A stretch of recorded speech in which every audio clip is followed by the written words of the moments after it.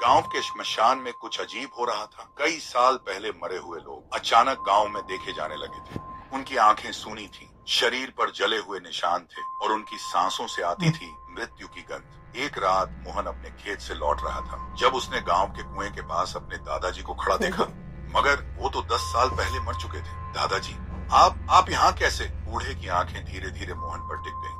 उसकी झुकी हुई कमर सीधी होने लगी और उसके मुंह से एक डरावनी फुसफुसाहट निकली। यमलोक में हमारी गिनती गलत हो गई थी, अब हमें वापस भेजा गया है किसी और को लेने के लिए। मोहन के पैरों तले जमीन खिसक गई। उसने पीछे मुड़कर भागना चाहा, लेकिन तभी चारों ओर से श्मशान की राख उड़ने लगी। हवा में अजीब सी गंध घुलने लगी और फिर अंधेरे में कई और परछाइयां उभर आई। अब तुम्हारी बारी है। मोहन की चीखें रात के सन्नाटे में खो गई। सुबह गांव वालों ने कुएं के पास सिर्फ एक चप्पल पड़ी देखी। मोहन का कोई नामो निशान नहीं था, लेकिन जब रात हुई तो किसी ने देखा मोहन अब गांव की गलियों में चल रहा था। उसकी सूनी आंखें किसी को ढूंढ रही थी।